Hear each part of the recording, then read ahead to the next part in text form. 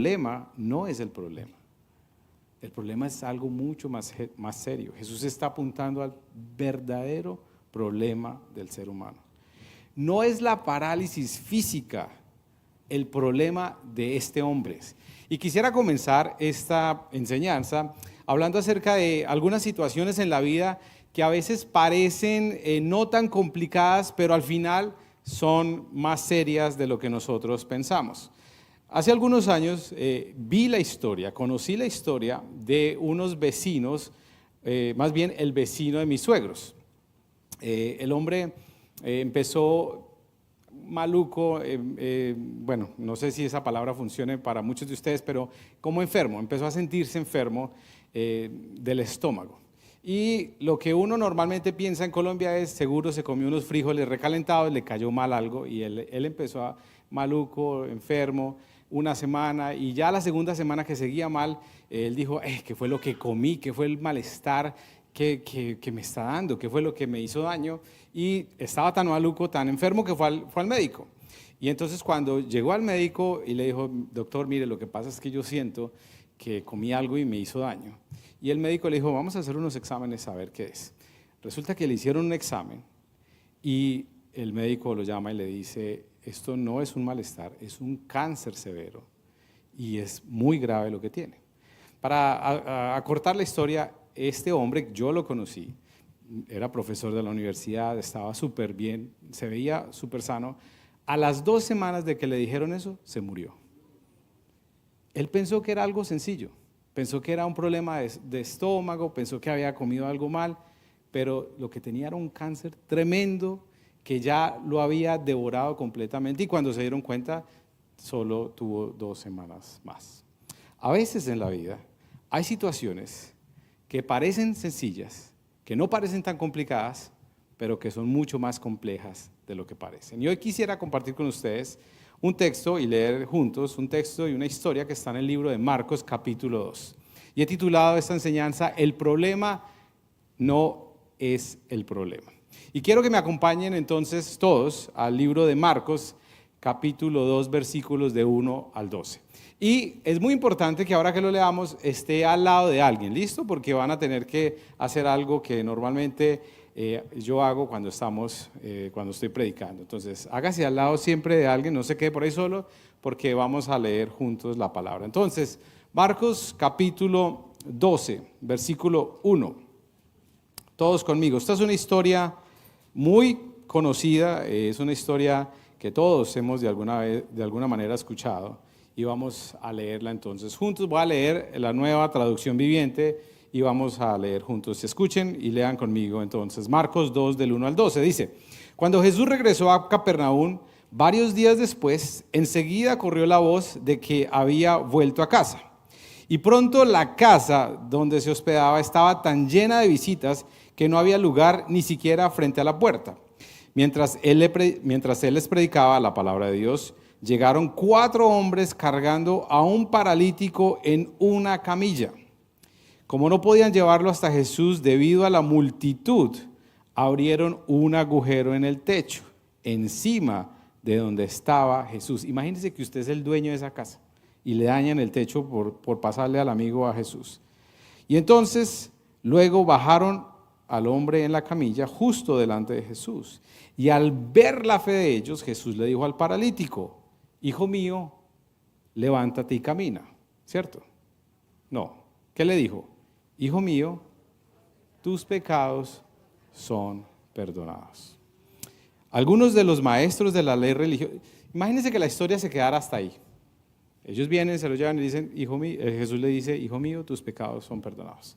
Pero menos mal, y gracias a Dios, la historia continúa y dice, algunos de los maestros de la ley religiosa que estaban allí sentados pensaron, ¿qué es lo que dice? Eso es una blasfemia, porque solo Dios puede perdonar pecados. En ese mismo instante Jesús supo lo que pensaban, así que les preguntó, ¿por qué cuestionan eso en su corazón? ¿Qué es más fácil decirle al paralítico? ¿Tus pecados son perdonados? O ponte de pie, toma tu camilla y camina. Así que les demostraré que el Hijo del Hombre tiene autoridad en la tierra para perdonar pecados. Entonces Jesús miró al paralítico y dijo, ponte de pie, toma tu camilla y vete a tu casa. Y el hombre se levantó de un salto, tomó la camilla y salió caminando entre los espectadores, que habían quedado atónitos. Todos estaban asombrados y alababan a Dios, exclamando, jamás hemos visto algo así. Y me gusta este texto y compartir este texto acá en la iglesia, porque yo sé que esta es una iglesia que cree en los milagros, amén, que creen en la obra del Señor. Ahora vamos a hacer algo rápidamente. Usted va a recontarle la historia que acabamos de leer a la persona que tiene a su lado. ¿Listo? Entonces, dígale, la historia que acabé de escuchar es esta. Había esto y empezó a suceder esto y la otra persona le ayuda. Entonces vamos a tomar 2-3 minuticos para que usted le cuente a la persona que está a su lado lo que acabo de escuchar. ¿No les pasa que a veces uno viene a la iglesia y el pastor está acá, lee el texto y uno ni está como en piloto automático, ¿sí o no? Como que, ¿de qué? ¿Cómo así? ¿Cómo es la historia? Y terminó sanando un ciego y no un paralítico y uno dice, pero no estaba poniendo casi cuidado en esto.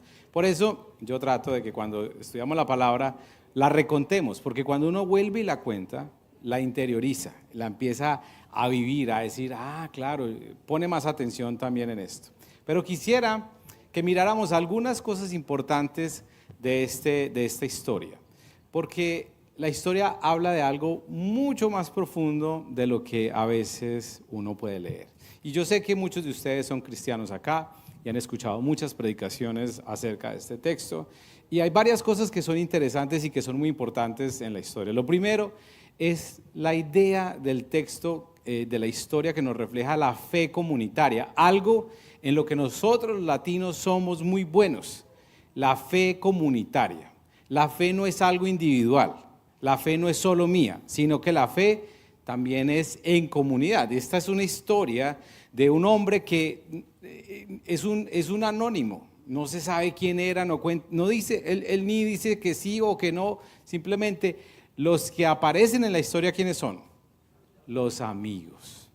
Y la fe que ve Jesús no es la del paralítico, sino ¿de quién?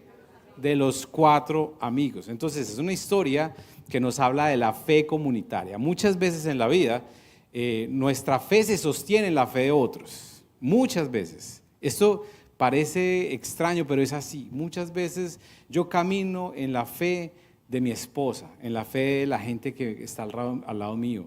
A veces yo no tengo la fe que ellos tienen, pero digo, bueno, si ustedes creen que esto es lo que el Señor quiere hacer, vamos a caminar en esto. Entonces a veces este texto habla de eso, de la fe, del esfuerzo, del poder de la amistad, del esfuerzo de los amigos. Uno piensa en esta historia y dice, ellos llegan ellos saben, escuchan que Jesús está ahí, lo van a llevar a su amigo y se encuentran con obstáculos.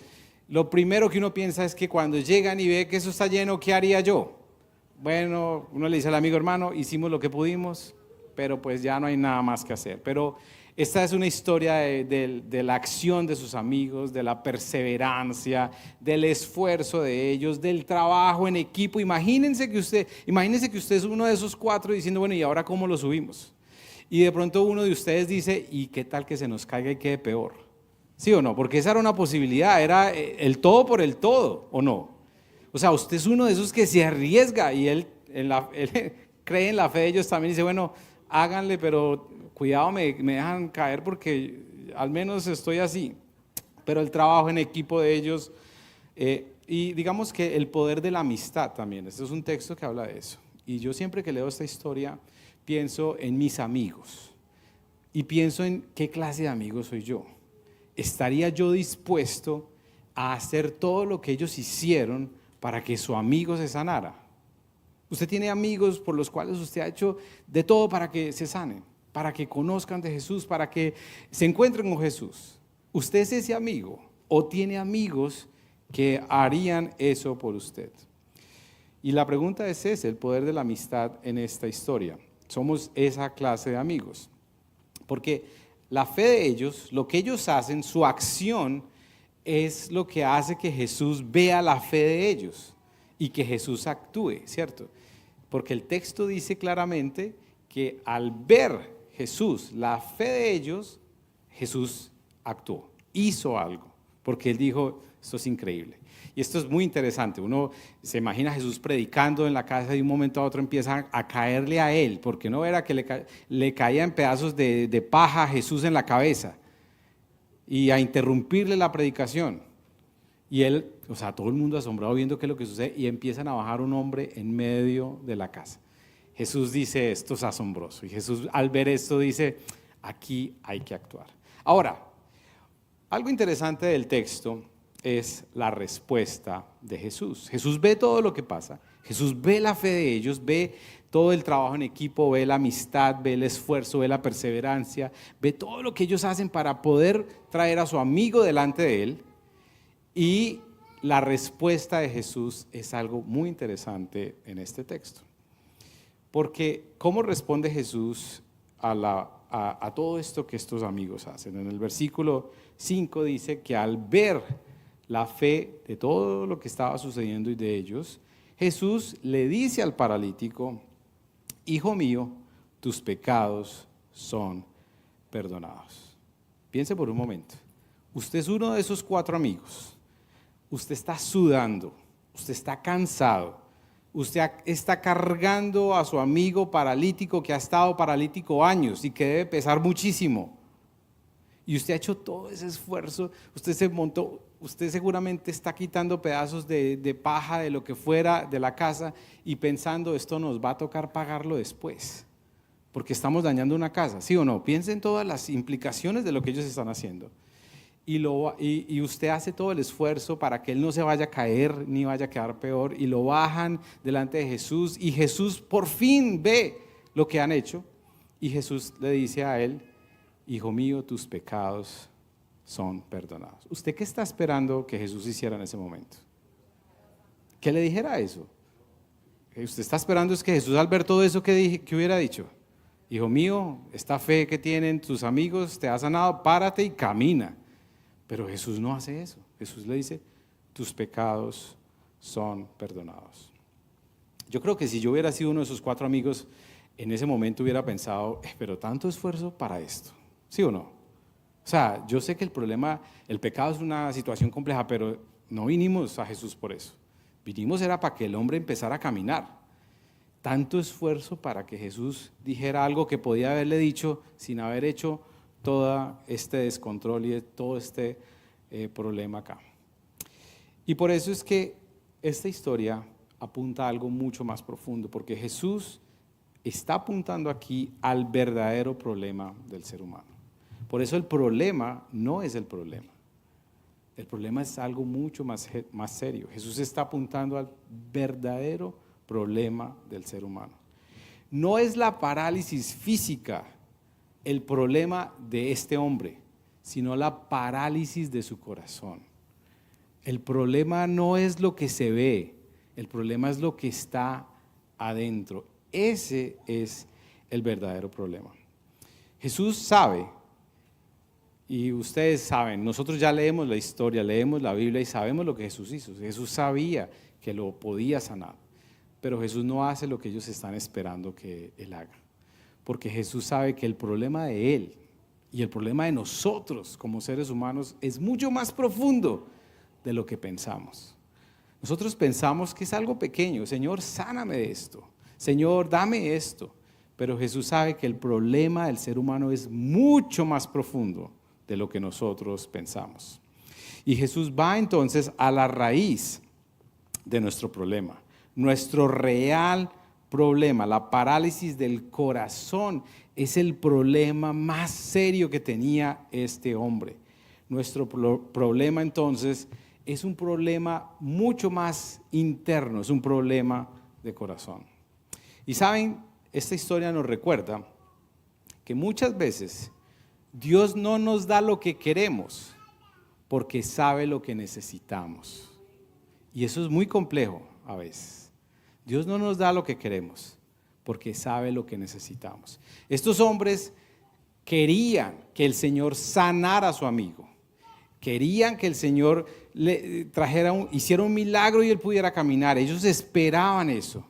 Pero Jesús sabe lo que él necesitaba, que era mucho mayor que la sanidad física. Entonces, Aquí es donde uno puede ver que el problema no es el problema. Muchas veces Dios no nos da lo que queremos porque Él sabe lo que necesitamos. Pero la historia, gracias a Dios por la historia, porque donde el texto terminara ahí, la historia terminara ahí, pues sería de alguna manera para todos nosotros con mucha desilusión, porque uno diría, bueno, Jesús sí, el problema es el pecado, pero necesitamos algo más. Pero Jesús en su bondad y en su misericordia hace lo que ellos estaban esperando. En el versículo 9, cuando ve que todo el mundo, los fariseos están cuestionando, porque lo que menciona aquí Jesús es algo que uno lo lee y no parece tener las implicaciones de lo que uno debería entender, pero Jesús lo que dice acá es algo que solamente se aplicaba a Dios. Y en el Antiguo Testamento solamente el judío entendía que solamente el que podía perdonar los pecados era Dios, nadie más. Y cuando Jesús dice eso, para ellos se les explota la cabeza y dicen, pero ¿cómo puede ser un hombre creyéndose un Dios diciendo que va a perdonar los pecados? Eso no se puede, porque solo Dios puede perdonar los pecados. Y esa es una de los temas y de las claves para leer el libro de Marcos. El evangelista Marcos está enfocado en que los lectores de Marcos entiendan tres cosas: quién es Jesús, por qué murió Jesús y por qué resucitó Jesús. Ese es lo que todo el libro de Marcos se enfoca.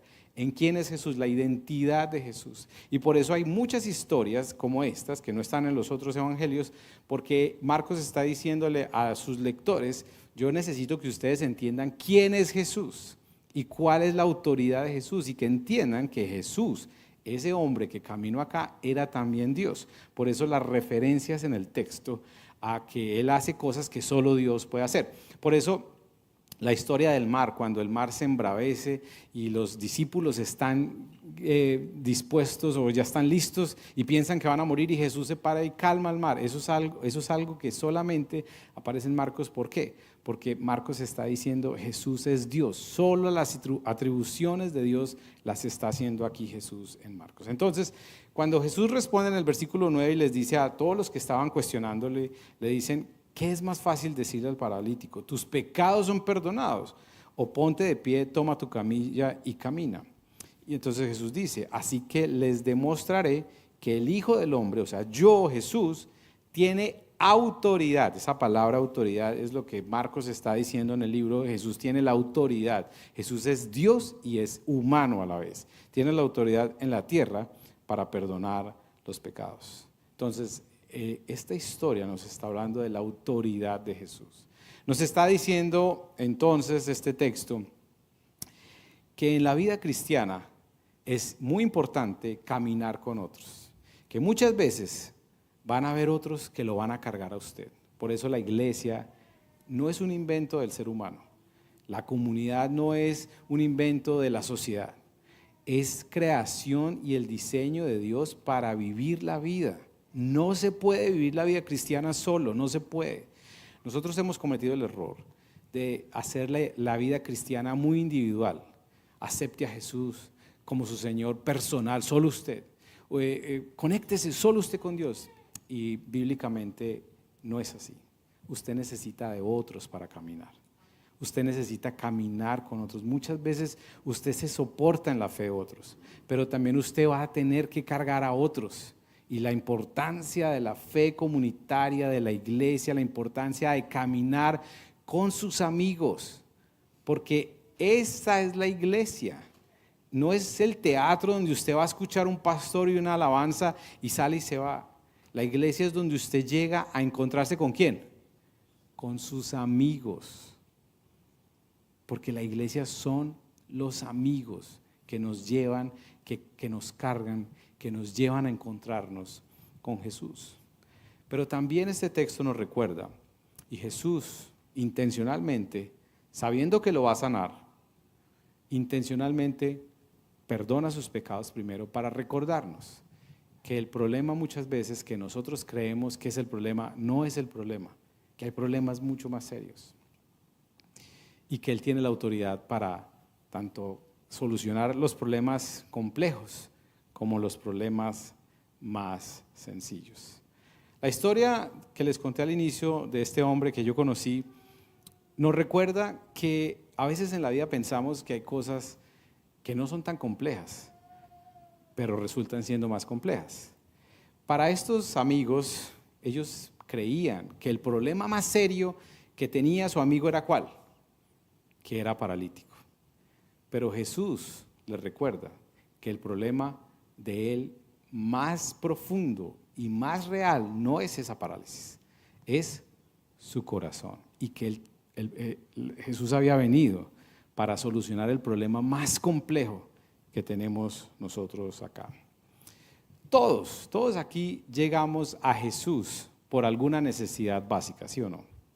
Piense en cómo se encontró usted con Jesús. Tal vez usted nació en una familia cristiana, pero tuvo que haber en algún momento haber llegado a la conclusión, a la decisión de seguir a Jesús, ¿cierto?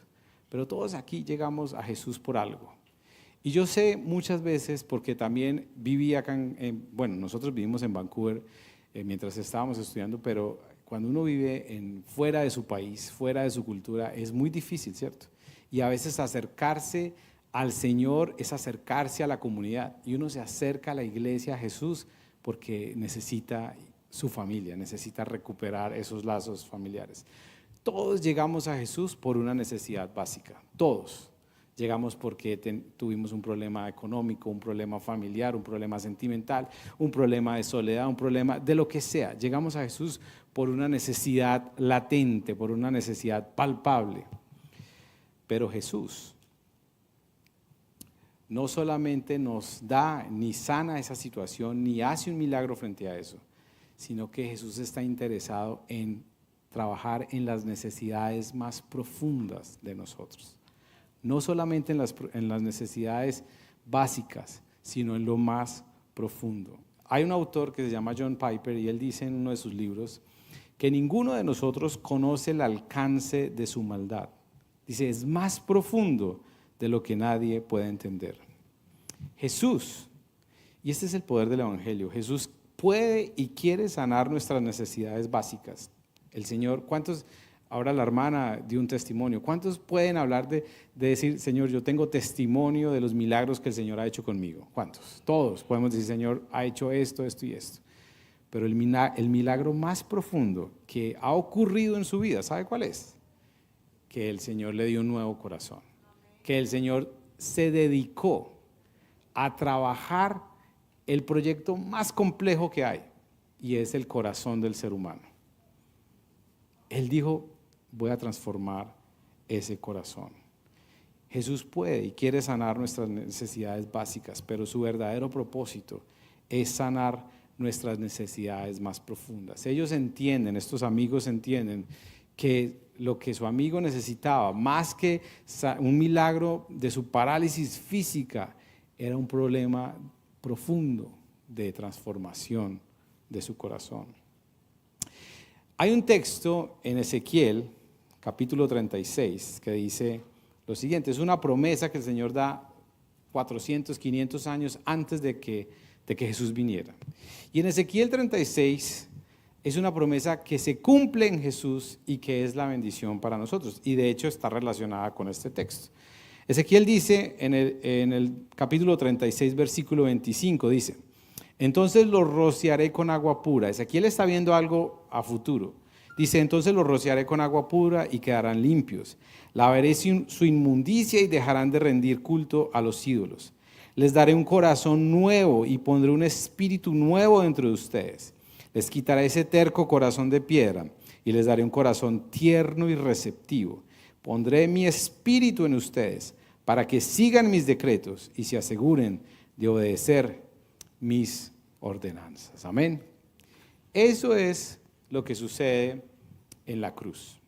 Cuando Jesús muere por usted y por mí, lo que permite es que el problema más complejo del ser humano, que no es lo que vemos, no es el problema que pensamos, lo más complejo que es la transformación del corazón, pueda suceder a través del Espíritu Santo.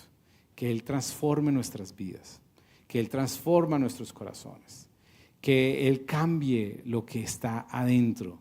Ese es el verdadero milagro. Y ese es un milagro en el cual a veces pasamos desapercibidos. Pero ese es el Evangelio. Esas son las buenas noticias.